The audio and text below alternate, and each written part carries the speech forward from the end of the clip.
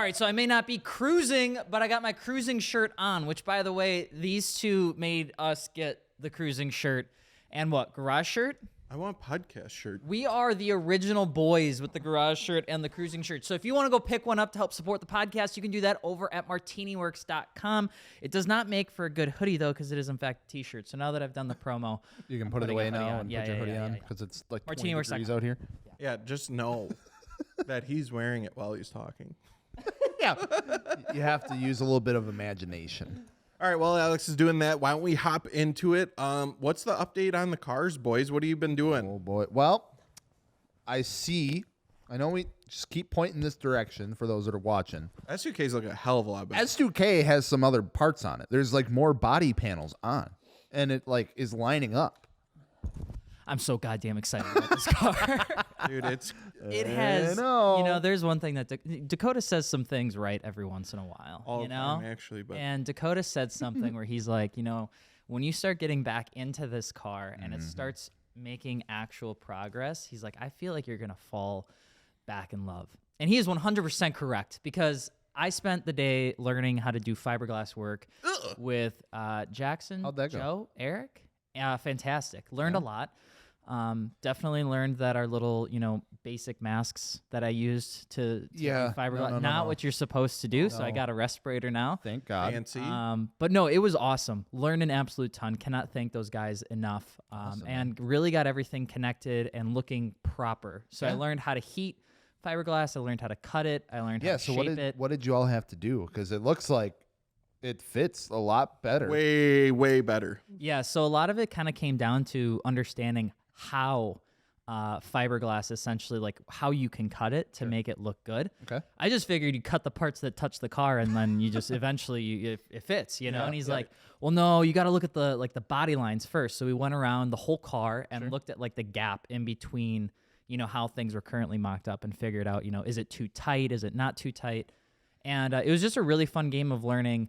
If you do have to adjust a fiberglass kit, where do you start and then like where do you finish? And I kind of learned that like cutting is the last thing you do, and there's a lot of things you can do before that to get it to fit. So yeah, because I see like a lot of like marks and stuff and like reference lines and things like that, kind of like all over. Yeah, definitely wasn't there before. Yeah, Jackson, he's actually very, very skilled at this, and so were Joe and Eric that helped out as well. But like one of the things that he taught me was here in the side skirt piece, you can see those little blue marks. Yeah. And we were having trouble because this side was way almost like kind of kinked this way. It wasn't straight. The side skirt? Yeah. Okay. On the driver's side compared to the passenger side. And he's like, well, what you can do is you can actually blend the difference. So you can, instead of just shaving the whole thing down and having a gap in the back, you start with a really small shave, and then as you go more forward, you actually cut more into the side skirt so that when you mount it up, it's actually straight. Gotcha. So it was kind of neat to learn all that stuff. And I know it sounds super simple, but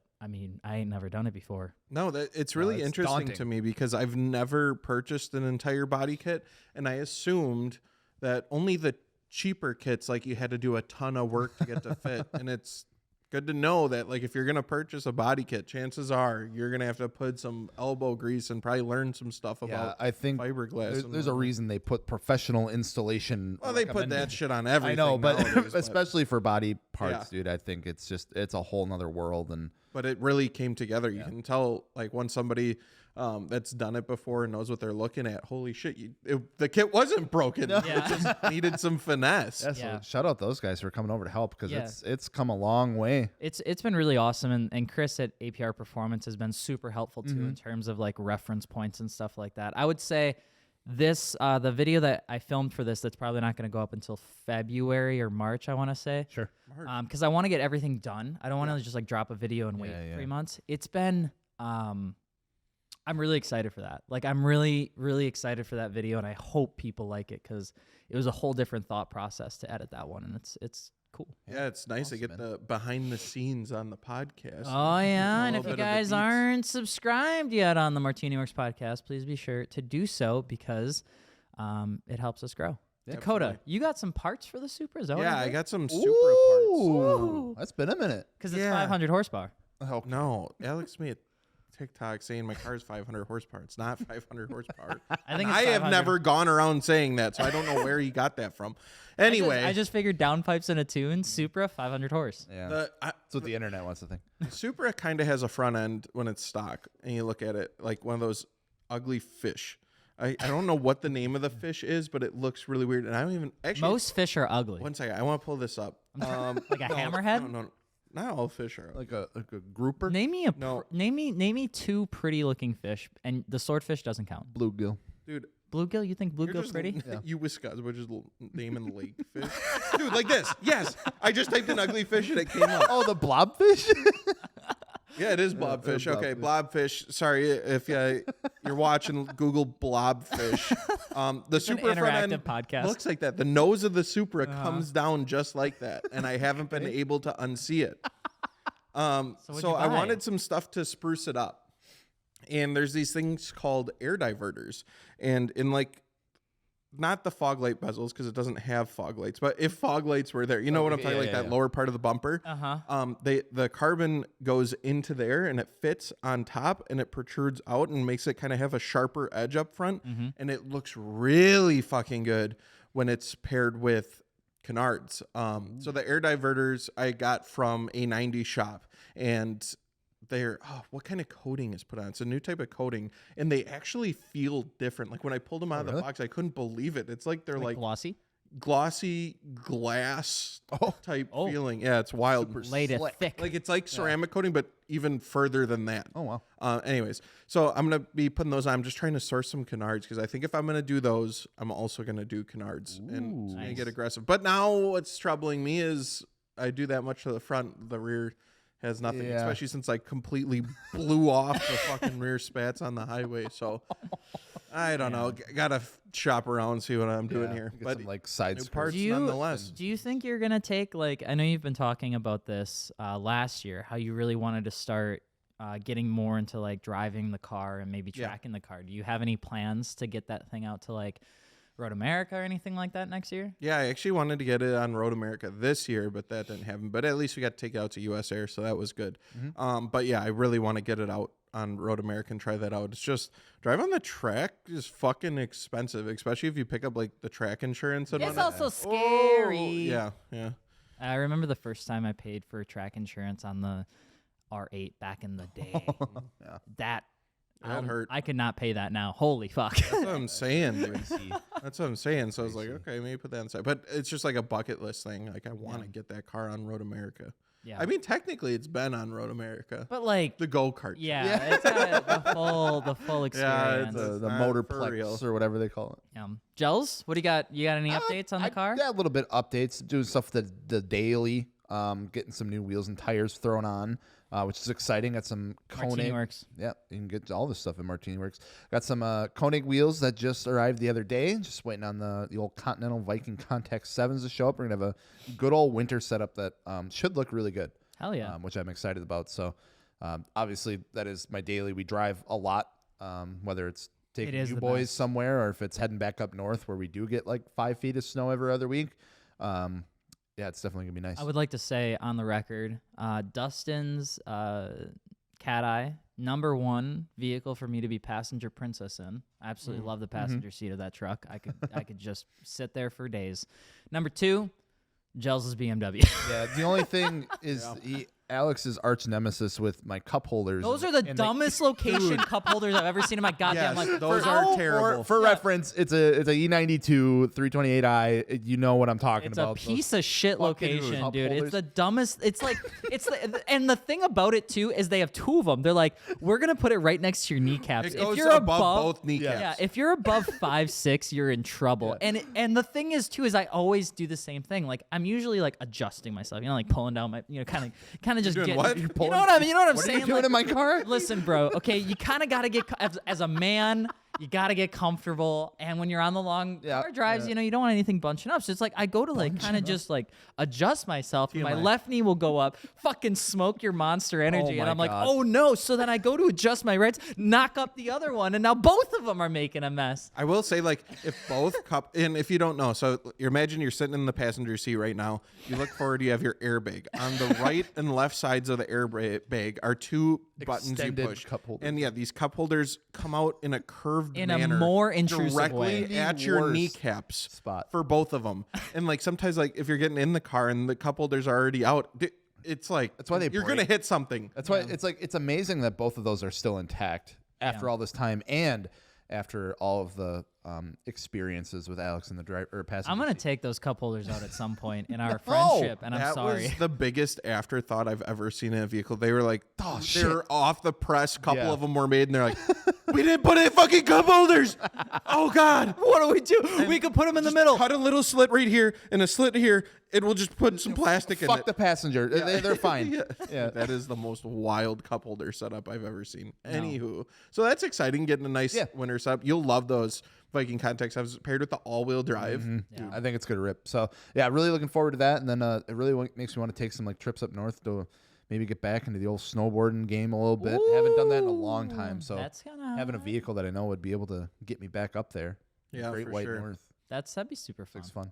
Absolutely. So, Alex, what's next with the Ferrari? You got some of the body panels lined up. You mean Ferrari? What did I say? Ferrari. That's 2000 or Ferrari? That's 2000. I'm curious because Oh, I was gonna say. it's not finished. No. So what's next? So here's the next stage. Here's the rub. Here's the next stage. It's the roll bar. It's wing, front canards, That'll look good with side the wing. mirrors, Oh, steering wheel, damn. hub adapter, Jesus. and then cleaning up the interior. Wow. I gotta get the tack connected to, or the speedo connected to the You got drivetrain somehow. Can you figure out how to get it to stop turning off when you come to a stop? No. You just gotta That was be old engine. You gotta be. wasn't it? No, you gotta be a still- better driver. It's still. It still does that. still- It's does it. E85. That's no. We gotta turn the idle up a little bit. Yeah. Didn't I it do that before you got a new engine? How the Yes. fuck did you get a built engine still doing it? I don't know, dude. I want to know what the USB cable coming out of the dash is. Okay, so that is from Too Fast, Too Furious. It's so that I could watch the movie when I wanted to on my 2006 tablet. Sick. No, it literally is just a USB to monitor your gauges and temps and stuff because the dash doesn't work. But yeah, so that's the goal, and then I kind of have it put into a place where it's like I want to get the must-haves done in the first, like I'd say like 2-3 videos, which is once we get the kit on, then it's the aero, then it's the safety. Once that's done, then we kind of go to like the next step, which is like Making it one color. yeah, One color. Oh, okay. Yeah. What are you gonna do about the door handles? Got the mirrors covered. yeah. We're gonna have to get rid of that. Whatever's going on It's there. so funny. My Eclipse back in the day had the same fucking thing going on. It's like it was silver and it had pink It's windshield wipers, terrible. mirrors, and door handles. We're not. did that? Previous owner. That was a long time ago. Long time. I've known this car for, I want to say like 8 years, 7-8 years. I've known this Wow. S2000. So So you guys go way back. we go way back. That's why I'm so patient with it, you know? Because I know what it's been through. It's like that one friend that you kind of just hang on to. It's like, all right, I Yeah. deal with his shit. Yeah, we got it. But then, okay, so after that, I'll let you guys in on a little secret. Yay. Ooh, secret time. I'm learning how to design a livery. What does that mean? Interesting. I'm learning how to design a livery. So you're in like Photoshop, just Yeah. Are you doing a Fortnite throwing livery? some. Oh, Ooh. Fortnite S2K Battle Pass. I feel like owning this car is kind of like having a battle pass. You guys just keep dumping money. Yeah, well, I'm trying to stay as affordable as I can because Okay. everything is mostly bought. The wing has to get on the car. Where is the one? Yeah. Where's the wing? Well, it's coming. Okay. Oh, it's not here. So any secrets about the livery you can share with us? Or It's gonna be MartiniWorks colored, but I tried to I tried to do things like the old-fashioned way of just being like, just do it. You know, go take a picture and start like Yeah. How's that going? smart object cut. I put know. new Listen, color I know on. Photoshop has come a long way. Hasn't come that far yet. Generative AI has not helped me as much as I thought. No. But no, I learned how to like download. You can download the PSD of iRacing liveries, and then you can throw yeah. that into Photoshop, and you can start playing around with it. So I'm learning how to do it in iRacing because Lars, Dustin, and I are running GT3 cars. So I'm going to try and make one in there, and then I'm going to try and make one for the S2000. And if we can do it, that'd be sick. And then print it, and then maybe even install it ourselves and hate the entire time. Yeah. I'm excited. I know. I didn't sleep good, so I had to do something, wake myself up a little bit. Sorry that it was not as exciting as you were thinking. No, I'm excited. I think it'll be sick. I'm just keep checking the Grid Life schedule to see when the 2024 plans are, because that'll tell me how much time you have left. Yeah, how much in trouble I am. How about we just get it done? Yeah. Well, we're gonna do it before that. We know that Road America has a shakedown test in April, so it will be done by April for its shakedown. Do they come up and just start? That's me when I go falling off of it. When I go through turn 1 and I press the brake and the brake doesn't brake as hard as I want, I'll know that. So we're wait, in trouble. is that like I've had that happen? Your plan, the first track you're gonna hit? Yeah. That's a lot to just like go test. Yeah. Holy shit! Damn. That Road America is a big track, a fast track. Yeah, 4.25 mile, Yeah. 14 turns. We've done it a few times now. Yeah. It's the thing is it's like I think Lars could This probably is speak way better. It's a whole different animal than the R8, though. Yeah. Well, this thing is there's nothing really digital. It's not going to help you. No. I don't know. And that's what we want. We want a car that will humble my ass. Yeah. Every time I drive it, I need it. So there it is. there she be. Ass humbler. Ass humbler. That's what I should put on the livery. Ass humbler 9000. Or like in the little like 2000. the rear window thing between the seats. Yeah. Oh yeah. They have that glass that people like etch and stuff. Yeah. Ass humbler. S Humbler 2000. Just S Humbler. You don't even need the A. Just S Humbler 2000. No. Yeah. I like, this is why I think it's always, it kind of sucks, but living up north has its perks. And I really do want to say again, the winter kind of acts as that like, you can't go outside, finish your shit inside. And it is kind of nice to like not have the opportunity to go. Yeah, you're kind the of thing. trenching up to it. It does suck. Well, But I get what you're saying. It like forces you to do something else because there's nothing else to do. You guys have been playing Modern Warfare 2, haven't you? 3. Yeah, 3. Modern Warfare 2 / yeah. it's all the same now. It's It a doesn't hot matter. topic. Modern Warfare, Call of Duty, whatever you playing want to call it. COD. Yeah. I just We've been watched playing- Eminem on Fortnite. Yeah. I thought you? that was kind of neat. Did you actually get in? No, I didn't. I Oh. don't play the game. I Oh. just watched it. Oh, that's We got experience, yeah. Well, I watched it. Becca plays. She plays Fortnite. Yeah. We played Squid Game Fortnite, and that was surprisingly way more fun than I thought it would have been. That was fun. I've got this kick in the back of my head that I'm not trying to take action on, and that is I've seen Halo Reach pop up on my TikTok Oh, a God. ton lately. Yeah. And I forgot how good of a game that was. Yeah. And Reach it's was like, fun. I kind of want to go play it again. Do it. You just got to download the Master Chief Collection. It's going to take 3 hours. 3 terabytes of data. Speaking of video games real quick, have you built an S2K on iRacing or Gran Turismo or anything so you can start practicing? Not yet, but That's that's the goal. surprising, too. kind of. Yeah. If you don't get Road America plates that say clap car, I don't want it. I'm going to. I want you to know that I have like a little list of shit I want on the livery, Yeah. kind of like Easter eggs, and it will say clap car somewhere on go. it. That's one of the rules. It's still technically clapped. I'm waiting for the day that she ain't clapped. When clap car just becomes car, Yes. the whole world will rejoice. Yeah. Myself specifically. This is what's made me enjoy this car. Just working on it more than even like touchy subject like the Z. It just doesn't, the Z's super cool. I've just started to realize I have more fun with cars that have. Problems? Issues? What is Yeah. that? What the fuck? That might say something about you. We don't have to get into it. I can fix. too I deep. can fix them. I can fix them. There's a term for that, I think.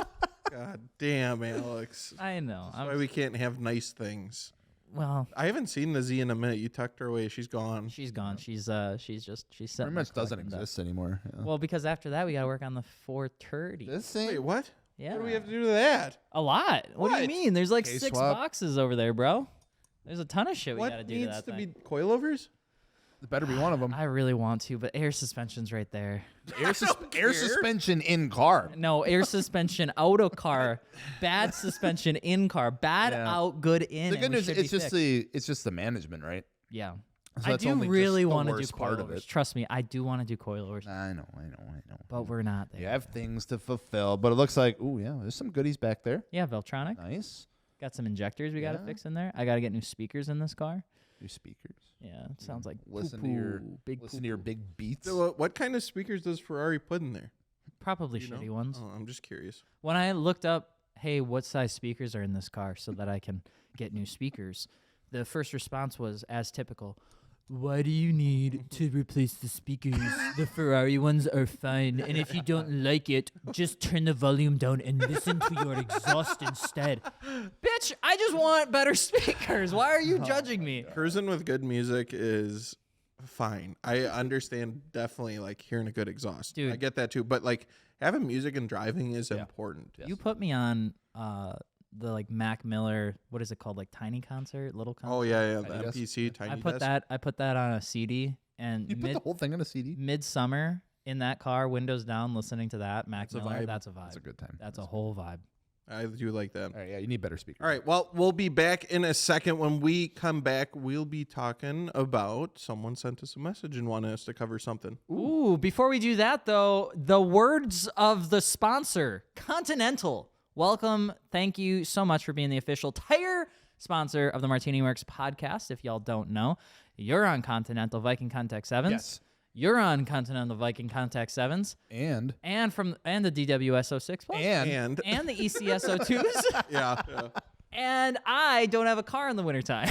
So with that being said, we do want to thank Continental for coming on board. Guys and gals, if you're looking for a tire, Continental's probably got one for you. They have an incredible warranty. They have an insanely good lineup. The tire sizing lineup for their summer stuff and for their winter stuff is really, really solid. Oh, yeah.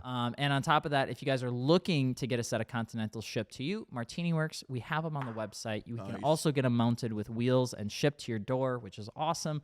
But mostly we love Continental because they really do kind of like meet the expectation of what they talk about. Fantastic warranty, great lineup, really affordable stuff. And they sent us a sign.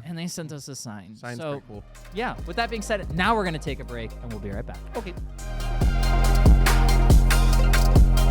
All right, welcome back. We had someone message in, and I want to cover because I thought it was cool. So if you guys ever have something you want us to answer, feel free to message one of us, message MartiniWorks, drop a comment on the video, whatever you got to do. But Sam P had a good one. Sam P. He said, been listening to the podcast a lot recently. I got a question for you and the guys. What's the first car memory that you can remember that made you fall in love with cars? For me, it was seeing a 350Z at a Nissan dealer as a little kid. It was in their solar orange color, and I vividly remember standing next to it thinking it was the coolest and fastest car in the world. Damn. Sam P. Wow. So what Sam, was it that's for a you good guys? one. I have two like core memories. The first one was I didn't know it at the time what it was. I was in middle school, and an SRT4 went by, and it was like loud as hell, gurgling as they do, probably HKS blow-off valve on it. And it was like the first time I heard a blow-off valve and stuff, like turbo noises. I never heard a car do that. And it went by, we were outside for gym class, and I was like, whoa, like that was absolutely insane. Damn, I fuck with that. And then the second time was I was at a Culver's in Waupun, Wisconsin, and one of the local kids rolled up, and he had a stanced out Mark IV 20th anniversary GTI. And it was the first time in person I seen a car like lowered, little bit of camber to it. I never seen that in person before. Yeah, you're like, what the? You gotta remember, like, it wasn't always a thing. It's kind of weird to think about. Like, there was a time where like people weren't really stancing their cars and doing that. So to like see it out in person, like maybe you see it on the internet a little bit, but to see it in person, I was like, that's so freaking cool. Yeah. It looks so good. And those are just like super core memories for me. I remember that like really triggered me wanting to get a car and modify it. Hell yeah. That's awesome. Giles? I remember when I was really, really little. We would always little take was he? so little that I don't know. We would take trips down to one of our family members in Illinois, and he lived near Joliet. So there was like the Joliet Speedway. They had the big drag strip down there. They had like the NASCAR. I think they ran NASCAR at like the oval next to it for a while. But they would host the Super Chevy Show, and we would always take a trip down. Super Chevy Show. We'd always take a trip down for that, and then just to visit him and hang out. And dude, that show was insane because it was like NHRA stuff, but then it was also like a huge like car show and vendor thing. And I always remember it was like always hot as complete fuck, but it was like growing up and like when I was little, like just opening my eyes to like how fast those cars were going, and then just like walking around and like seeing all like the crazy stuff. I remember seeing like a Dodge Viper for the first time. I was like, holy shit. You know, they would have like Lamborghinis and stuff there sometimes, and it was just absolutely insane. And like I just remember always looking forward going to that, and then just hearing. I remember the first time like they brought out like the Top Fuel like cars, and my mom saying like, this is gonna be really loud, and I'm like, Bowie. and then I remember running to under the bleachers to get away from it because it was so ungodly fucking ear piercing. Yeah. Got your ass. Yeah, so those are some of my first memories, and then of course like it just grew from there with like seeing the stuff locally, like you know, like we'd go somewhere and like the high school kids would have their Civics out or something like that, and then like seeing the movies and things. I remember like going to see Tokyo Drift specifically with my dad, and us both walking out, like, that was so fucking cool. Hell yeah. Fast and Furious is a big part too. Yeah. What about you, Alex? I'm trying to like think back. I remember there was a time where I got to sit in a Corvette at a gas station when I was a kid. And it was like, because I was like enamored by it. And I think it was like a C4 at the time. I don't know what I loved about it so much. I think it was just, you know, looked like a cool fast sports car. I was with my grandpa, actually, Grandpa Lloyd. And I remembered like looking at it, and the guy was like, well, do you want to sit in it? And I said, yeah. So I sat in it, and I was like, I remember looking at like talking to my grandpa later, and he's like, well, you know, you can have one of those one day if you work hard. hard. You know, and you stay, you know, stay focused. Pull up by your bootstraps. And nobody in my family was ever really into cars. The only person that was my grandpa, and he didn't even have anything. Sure. He always remembered that moment. So then every single time we talked, he's always like, "Did you get a Corvette? Yeah, did you get a Corvette? Yeah." And so I always had this dream of getting a C4 Corvette and just getting it for him. And he passed away back in, I want to say it was like 2017. So I still have that as like a goal of some time. And the C4 Corvettes nowadays, I don't really like the way that they look, but I want to get one. It's like there's something in there. It's like nostalgic. Yeah, you just want to get. I think that would be one of my like core memories. But that's awesome. Outside of that, man, I mean, there was never really like a key memory outside of. I enjoyed it because it just gave me like an outlet. 2005 Most Wanted was a huge deal for me, and how much I loved the car scene, because it had like the Lexus as one of the starting cars, and it had the M3, which was like super hot and popular. So then I tried to beg all my friends to go to Cars and Coffee with me. None of them wanted to, until finally my brother took me when I was like, I don't know, 13 to like the local car meet in his Grand Am GT. Nice. Oh, hell yeah. With some Flowmasters on it Yeah. and Ram Air intake. Yeah. God damn, that was terrible. But he took me there, and I fell in love with the idea of just doing car stuff. So the first moment I could, I just latched onto it. And yeah, Tokyo Drift was a cool moment to say like, holy crap, this is like the new generation coming out. And I remember asking my dad if we could go to a Nissan dealership where I got to see a 350Z in blue. Oh, rare color. It was blue. It was automatic, and it was a convertible. God! Oh, Jesus! No! How disappointed! No! God, no! Yuck! And that was it, man. Did it have the tan top, or was it a? I don't remember. Dude, I don't remember. It did. Don't matter at that point. I will say it did. That interaction, watching Tokyo Drift, seeing the Z in person, is what solidified me to buying the blue Datsun 280Z when I got 17, which spiraled into the mess that we have now. He's a big Nissan guy. Yeah. Huh? I just don't. It's kind of weird because I don't really talk super high about them, super highly about them. Never have. But they're still in the lineup every single time we talk about it. There's always a Nissan. Yeah. Something to be said there, I suppose. I remember too, my cousin Kyle, if you're watching this, hello. Hey, Kyle. Hi, Kyle. I remember because he was a few years older than me too, and when he got like his license and stuff, and we would hang out, he'd come visit, and I remember he always had like some random fucking car. I remember he had like it was an NB Miata for a while, and I remember riding in that for the first time, and like actually being in a car that was like driven kind of hard, and it like you're not going fast, it's a Miata, but like it felt insane, and I was like, holy shit. Summed up. Like, and then he wound up with an RSX Type S at one point. That's sick.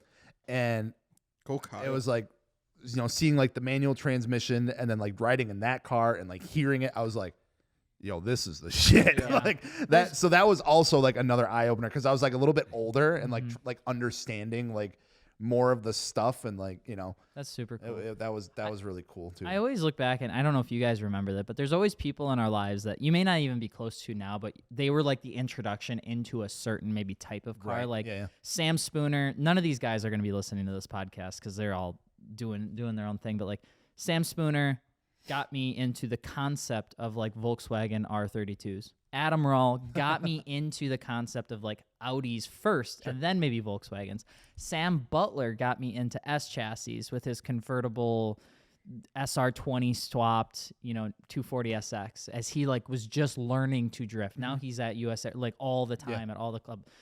Herbert Burke taught me how to just like work on shit and quote unquote like figure it out. And then when you break it, you just figure it out.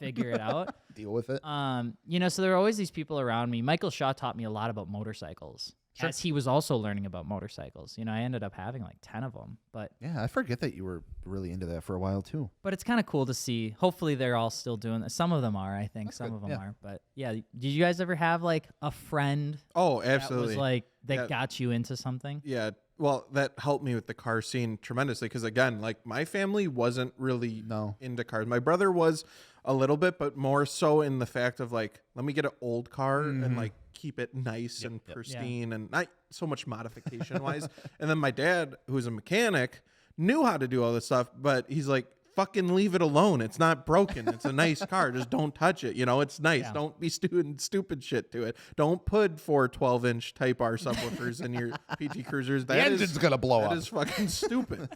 And I was like, no, it's not. And it was really cool when I went to McDonald's and shook the base. That's cool.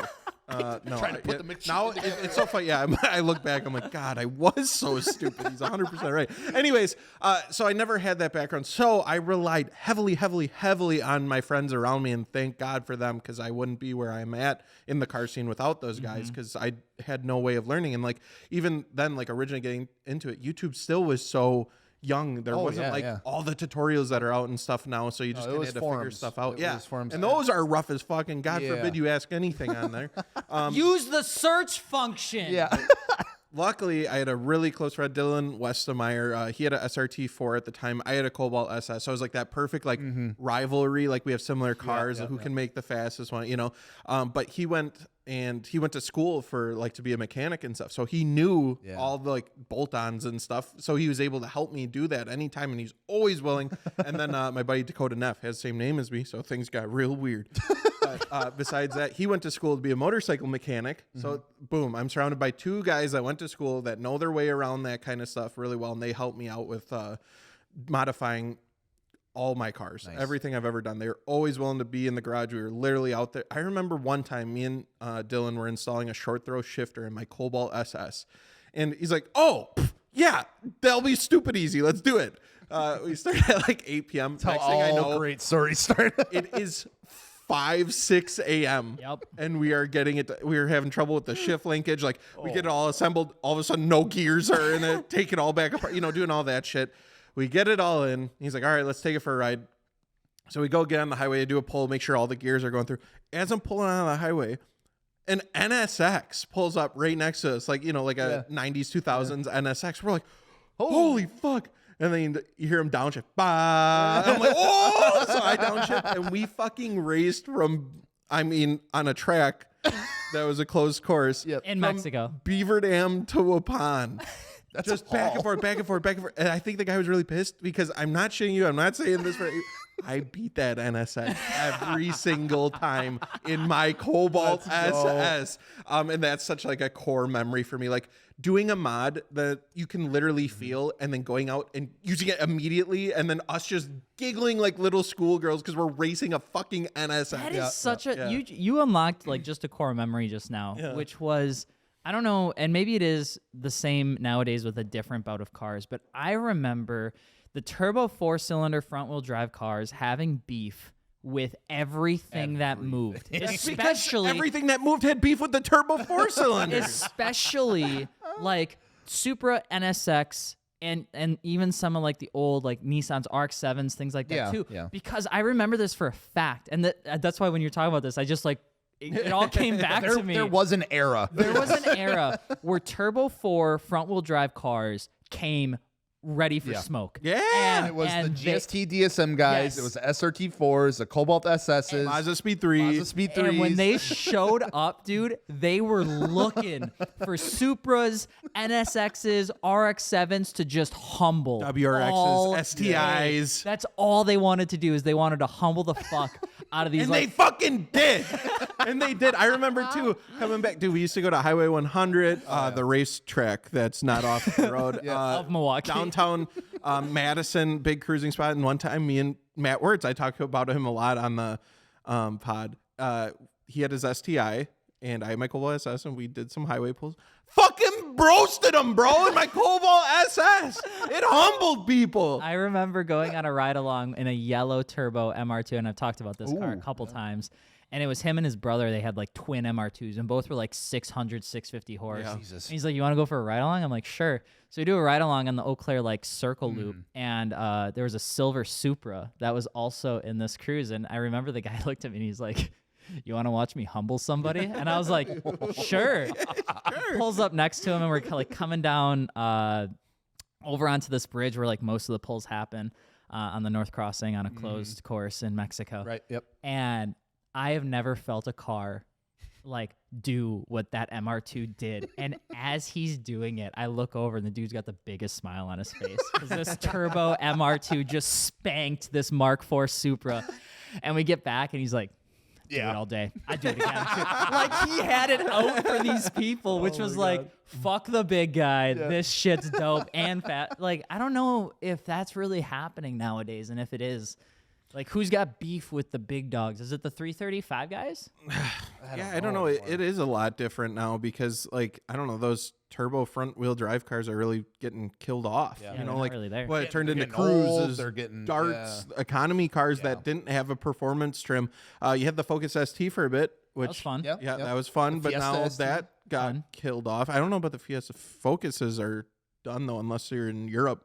So, like, you're just seeing them kind of kill them off. So, yeah, I don't know. It's definitely shifting. But I will always have a soft place in my heart for four-cylinder turbo front-wheel drive cars specifically because they did get a lot of hate. You know, they're entry-level cars. And then on top of that, they're front-wheel drive. Well, everyone had their cool rear-wheel drive car that they could kick out sideways. But that's kind of what made it fun. I'm trying to think nowadays. I'm assuming most people, and let us know in the comments if you know the answer to this, like, what are people kind of doing the fun little pulls with? I would assume it's we like don't know anymore. BRZ, FRS, WRX, WRX, old Civic Si. Because I was at the cruise area in Eau Claire a couple months ago just to like say hi, and I was kind of stomping grounds. The old stomping. I was just looking around, and it was mostly like, honestly, it was Corvettes. Like a lot of like the younger guys were in like C4s. Really? Okay. And I C4? saw C5s. C5, I'm sorry. C5, and I saw a couple Mustangs, and I saw a lot of Hyundais. I saw a lot of Hyundais. Yeah. Did you get really upset? Nope, I didn't say it. I didn't say a gosh. Flipping them off out the window? No, I didn't say a gosh darn thing. Okay, I was just checking. What did you say under your breath, though? Nothing. Oh. What did you say in your He likes mind? Hyundais now. Interesting. Okay. Interesting, you said. That's what my dad taught me to say. He's like, when you don't have nothing nice to say, but you still need to think about it, just interesting. Interesting. With that being said, we're going to take a small break, and when we come back, what are we talking about? Out of context. Thanks again to Sam for dropping that question. That was again. super cool. Yeah, shoot us a message on whatever and DM us personally or the podcast. Comment on it, MartiniWorks page, whatever. And a big thank you to Fortunato for also sponsoring this podcast. If you need to lower your car, but you don't want it to be all riggedy-raggedy, you can get a set of good coilovers. And I have had great experiences with them personally. I've lowered, like, since way back in the day with my Evo 10, I slammed that thing because that was the cool thing to do. Again, I got inspired by Stan's car, so I dumped it on its nuts. It had an inch off the ground. That thing was low. It was on Fortunatos, and it rode like a dream. People would get in it. We would have people 4 deep in that thing, and they're like, it actually rides kind of, and then I would scrape on something because it was so low.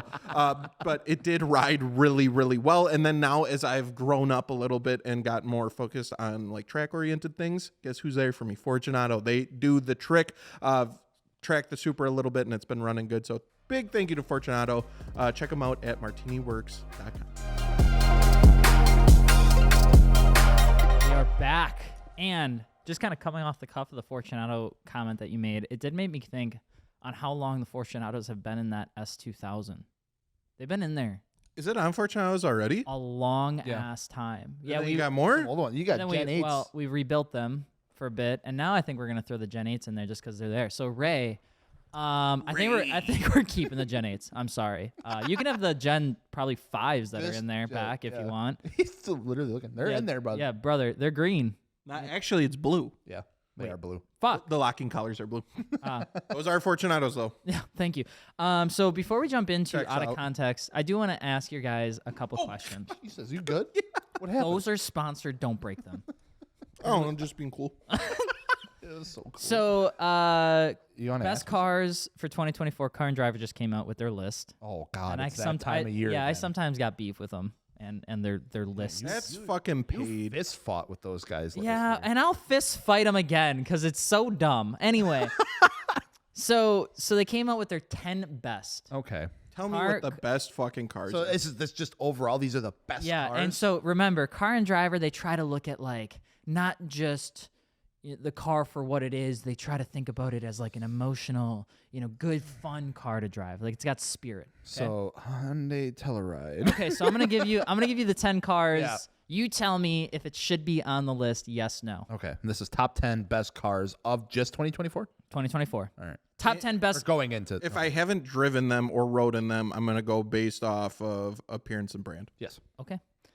Top 10 best cars, Start Car with- and Driver, ready to go. Starting off, Integra Type S. Yes. Yes. Okay. Great. CT4 Blackwing. Yes. Yes. Good. This is going good. CT5 Blackwing. Yep. Sure. Don't know the difference, but yes. I don't either. Chevy Black Wings, fuck. Chevy Corvette / E-Ray. No. Fuck Chevy. No. No, it's probably a decent car. Well, wait. Oh yeah. Well, the E-Ray is just the electric C8, right? But is it full? It's not full electric. It's like the NSX, right? It has like a No, hybrid. I think it's electric. Okay. Well, what I'll do is I'll go off my experience of driving the C8, just the normal one, and I'll just say no for the hell of it. Honda Accord. Yeah, fuck it. Like the newer. Okay. The new ones kind of look good, and I fuck with Honda. And they do the sport ones. Put her on there. Yeah, Sport put her ones on can there. be pretty fast. Honda Civic. Yeah, always good. Solid. If it was more specifically the Type R, I'd say yeah. I don't really like the new SI and new base model. I don't like how they look. They look boring. The sport. The Accord almost looks better than the Civic. Oh yeah, I'd take the Accord over. That's the what I'm Civic all day. saying. So no, Lucid Air Pure. What the fuck is that? That that's some sounds EV shit. That sounds like some shit you plug into I've a wall. heard to good make your things air better. about that vehicle. I don't know anything about them. I'll take their word for it. 718 Boxer Cayman. Again. I mean, I feel like that one always has a spot. That's yeah, sure. I'll say meh. BRZ GR86. Yes. Yeah. After Well- working on it, no, not best car of 2020. I mean, This is 10 best cars. Yeah. There is Not- one catastrophic Yeah, flaw. yeah, that's what I'm saying. After working on one and seeing some shit, I'm not putting it in the best car of 2023. Good car. I don't know about the best. Yeah. Anyway, Yeah. Okay, and then next up, the Toyota Prius. That thing looks cool. Gels, you got to drive one, did you? yeah, it's nice. Is it a Not gonna top lie. 10 car of 2023? I mean, if you're just looking at general, like I need good car for family to do things, absolutely. Dang, there it is. It's kind of interesting when you look at that list that Honda really Wait, was does. that number one? Well, it's a Prius no was number- no Oh, real oh, list, but okay. like Honda and Chevy dominated predominantly the entire list. Yeah. When you think about it, Integra, right? I only heard one CT4s, GM, Blackwing, Oh, GM, Chevy. Corvette, Mhm. Chevy, GM, GM. Accord, Civic, Honda, Really, the only Porsche is the 718, which has been out for like 10 years. The Integra got a lot of hate out the gate. It's good to hear it's doing well, though, because like I've definitely come around to it more. I think everyone just really wanted the coupe. Especially, they were really upset it wasn't the coupe because like the Type R is still the 4-door. The Integra should have been like the coupe kind of thing, but like the Type S, I think, is really proven Type S is kind of fucking dope. Actually. If you guys look at the cars out there in 2024, is there a car that you think should be on the top 10 best list? A90 Super manual. That's a good one. BMW M3 M4. That's a good point. Why do you think they're not on it? But the Porsche, they're just so the Porsche 718 has been on it for God knows how long. Someone pays good money to keep that up. I don't know. I think that shit's bought out. Do you? Oh yeah. Why do you think that? Why wouldn't it be? Everything's monetized. That's fair. The top comment on Reddit was, it looks like Chevy and Honda are keeping up on their payments. Because there's like 7 of the 10 cars. Yeah, for real. All right, give me an out of context question. Just a juicy one, Alex. Juicy one. Would you rather have... Yeah. I'm excited. I put all the pressure on him. He's choking now. I'm just trying to think. Would this you is how Joe's feels always. Would you rather have to drive a fully built drift car everywhere all the time, or a fully built race car everywhere all the time? Same thing. No, they're not the same thing.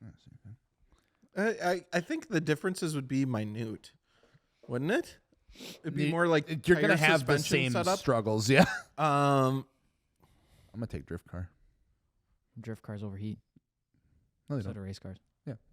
Never mind. I take it all back. Yeah, I'm trying to think if there's like a major pro or con to one, and they're pretty similar. So I'll just go race car. Okay. I said drift car. Drift car. You're just right out of the bat. You're already good.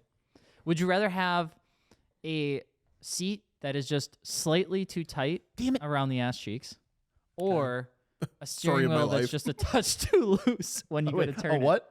Steering wheel that's touch too loose? You like that one. I'm going to go with chair just slightly too tight. I cannot deal with that fucking, if that was moving. Yeah. Oh, my goodness. Anything control-wise, I need to just be solid. And I'll just lose a couple pounds. I'm going to have a panic attack. Would you rather have a car that you have to constantly tell everybody is going to be the sickest thing in the world, even though it's not done yet? I thought you were going somewhere else. Or would you rather have a finished car that everybody actively hates? Oh, God. That's actually a really good one. That's a really good one. I'm going to go with the car that everyone actively hates because at least I fucking finished it. Yeah, would you rather have a Hyundai Elantra N or a GTR R33? You're just... What? Dude, anybody that builds RBs in their garage has the same Elantras? No, has the same thing to say about it. When it's done, it's going to be awesome, except it's always broken, never done, waiting never on finished, parts. always waiting on parts. Yeah. That's RBs. Joe and I were talking about that. We seen a GTT come up for sale. Oh, was it GTS? Yeah. Sorry. GTST that came up for sale. Stupid clean. Looked really hot. And then it was like $16,000. Like, is the GTST just the all-wheel drive? Or what's the S? I don't know. There's a lot of acronyms and there's stuff. just Like so I think much. GTSTs are rear-wheel drive, aren't they? Anyways, GTTs are regardless, it was like, even the though it's 4-door one. $16K, you're going to have RB problems, and then you're never going to fucking touch that gun. I saw it on Marketplace.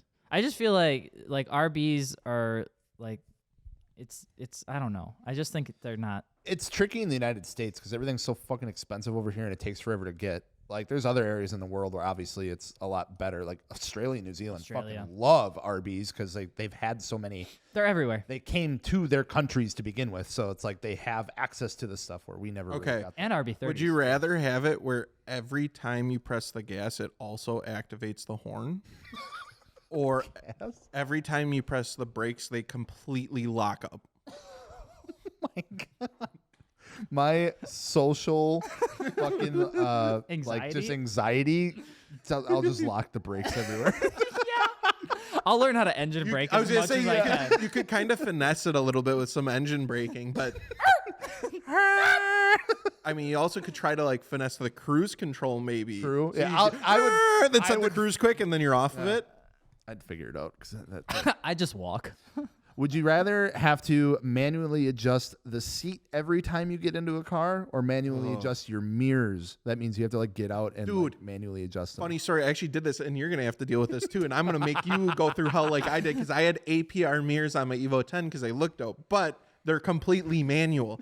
And friends love to just kick as they walk by. So every time, and it's really fucked when it's on the passenger side because you can't reach it. So I'm not getting. I'm gonna do chair. I'm gonna do chair because you can. At least you're sitting in the chair. You can adjust it. The mirror, you have to fucking get out.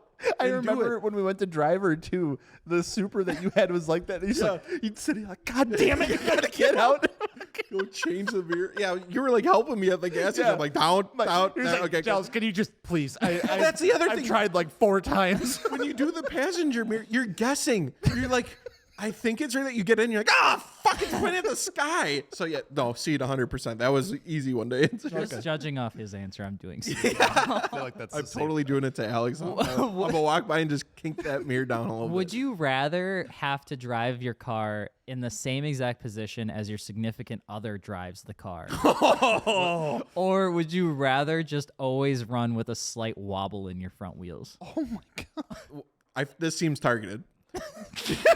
Because I share the Jetta with Maya right now because we sold her Civic and we're on the hunt for the Golf R. And it had a wobbly wheel. It had a wobbly wheel, and every time I get into the fucking Jetta, I'm like up against the fucking steering wheel. I'm gonna go wobbly wheel 100%. I can't deal with that. Why do women sit so close to the airbag? I don't know. And Maggie's like 5 nothing too, so it's like, dude. Anytime I have to move the Jeep, I'm like the because the steering wheel is all the way down, and then the seat is all the way forward, all the way on that shit. Like, oh my God, yeah. Why is that? I have to take I can't drive if I don't have the wobbly wheel. Yeah, I'll take a wobbly wheel. Becca has, so in the Jeep, it's not that big of a deal because like just the whole way the Jeep is set up, it just makes it easy no matter what. But the M4, because it has such huge doors. Yeah. You open up the door, and where Becca's sitting, I can see the back seats fully. Get into the back. And I look to the left, and there's the seat, and I'm like, holy fuck. And if I try getting inside the garage, like a little bit here, plus it's all the way, I can't do it. It's like a Tetris piece. I just can't make it. You should see us trying to move it out. Press 2. Okay. That's mine. Press 2 right. on the seat. All right. Even when I get in your cars, Alex, I can't fucking deal with that. I'm a big boy, man. A big boy, okay? Are you more of like an up and look over kind of driver, or are you a sunk down, look straight kind of driver? Since a race car driver once told me you're supposed to have the seat with the steering wheel and the wrist. Mm-hmm. I kind of do that a little, but also just do what's comfy. So I kind of like to sit back a little bit. Can you explain what you just said? Oh, okay. So a race car driver said your seating position, you should reach out, like sit how you're going to sit normally, and then reach out and put your hand over the steering wheel, and your wrist should be at the top of the steering wheel. Mm-hmm. So that way, when you're grabbing it, you're just slightly bent a little bit. Gotcha. That's what I saw. So I always like, now that I kind of think about that when I do it, but at the same time, sometimes I like reach out and I'm like, nah. And fine. I just leave it. So it feels fine. I do lean back a little bit.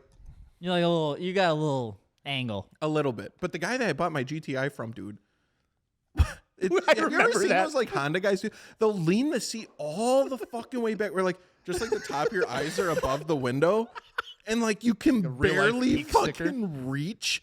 I'm like, he was shorter than me. I was like, well, why do you guys do this? Real life peak stickers. Yeah. Oh man, Jules, did you pick yours? You did, didn't you? What was it again? Oh, yeah, wobbly wheel, wobbly. Would you rather have to drive a car? So this is all year round. Okay. Car with the windows that you can't roll up, including the winter, or a car with no heat or AC. Sorry, AC. So wait, windows down in the winter or always no drive AC? Yeah. No AC. I think like during the summer. No AC. No AC. I think I can get away with windows down. No AC. During the winter? Yeah. God, you're terrible. That's rough. And you drive a Volkswagen, right? Those leather seats, when they get cold, they are also heated, pal. I will say they're also heated, pal. I will say that for now. My Eclipse never had the best AC. It basically had no AC, and neither did my daily E36 when I had it too. And I was fine. It was fine. I drove it, but I lost heat one time in that car, and I fixed it fucking immediately. Oh wow, okay. Because like I was literally on my way home, and it was like in the middle of winter, and like I could just feel it going out. I'm like, no, we're not doing that. No, All right, bad, really bad. Would you rather on all of your vehicles always run 5 psi on your tires, or the radio always on max volume?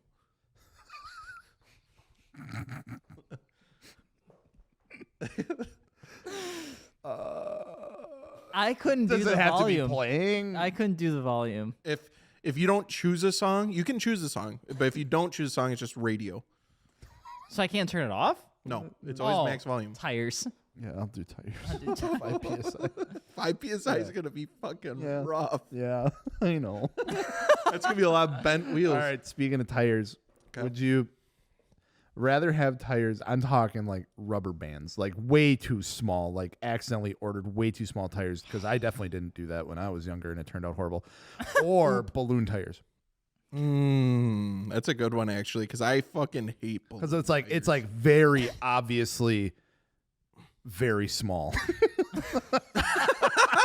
So like stretch super bad. Yeah, Okay. like I'm talking like you fucked up the wrong tire size. I'm gonna go with I'm going doubloon You tire. can stretch. Are you? Yeah, I'll think- just you slam think the you car. can and lower it's it? Yeah. nuts. I'll No, slam dude, the I car. remember I got new tires for the Eclipse one time.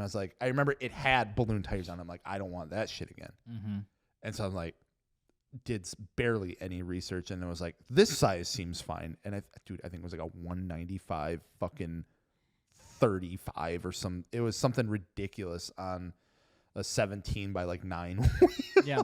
If you're It was really if you're new to the tire game, you should never have to go underneath a 225/40. And if you think you do, contact us at MartiniWorks.com so we can confirm that you're not going to fuck up whatever it is that you're yeah. planning. Because to I do. remember I went and picked the car up. I was like, oh my god.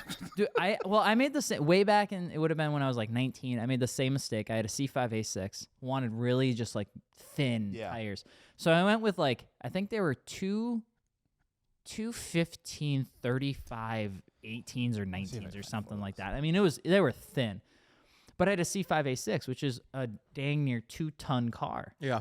And the tires that I bought were these niche, or no, they weren't niche. I'm sorry. And anyway, so I went and I bought them, and I kept breaking cords.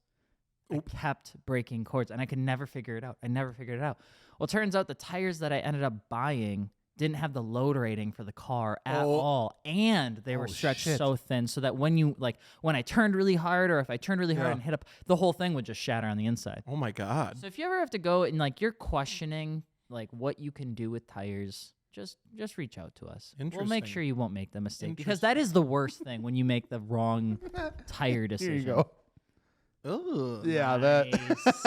Nice. Big Yeah, I'll see if I Eclipse can boy. find a picture of mine. Oh man, I want another Eclipse someday.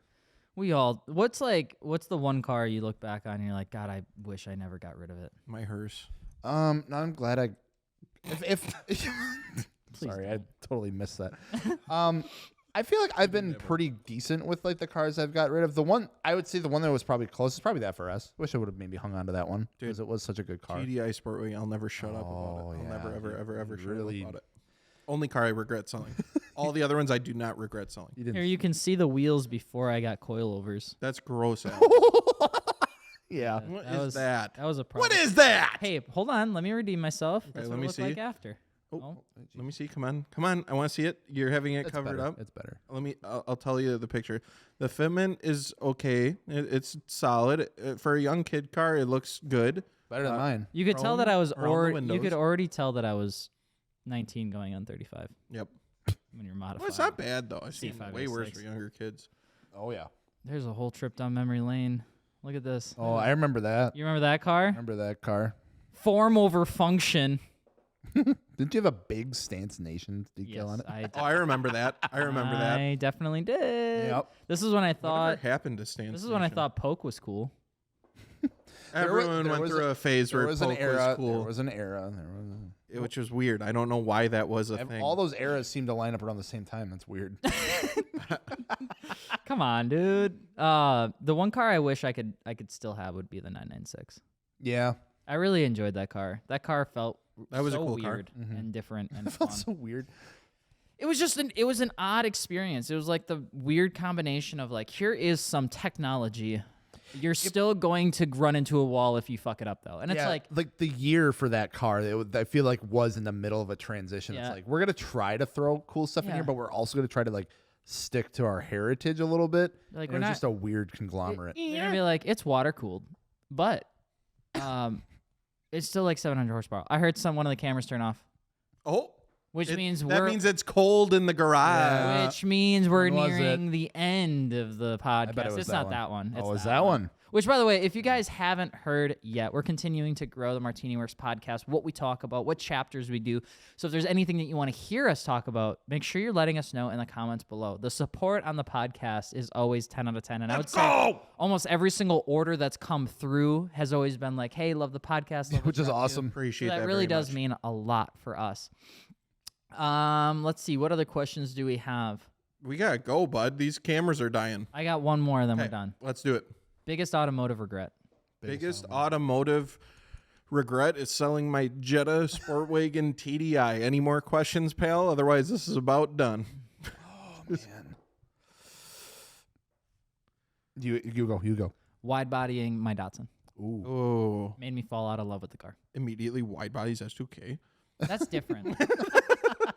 While we're waiting, if your name is Johnny R, Lalo C, Jacob Wilson, I'm going to say that one, Jonathan G, Lisa O, Tyler H, Kyle P, or Jake O, thank you for supporting Shout out to you guys. the website with a purchase on wheels, on tires, on coilovers, or a t-shirt. It means the absolute world. Hopefully you guys continue to support us as we grow. Means Yes, everything. thank you so damn much. eBay exhausts. I had 2 of them on 2 different cars. You and made I the mistake still- once and decided to do it again? Yep. Once, shame on them. Twice, shame on Joe. They don't get fooled again or something like that. Whatever that guy said. All right, guys. We appreciate it. Thank you so much for joining the MartiniWorks podcast. We love you consensually, platonically, and we'll talk to you on the next one. Bye. Bye.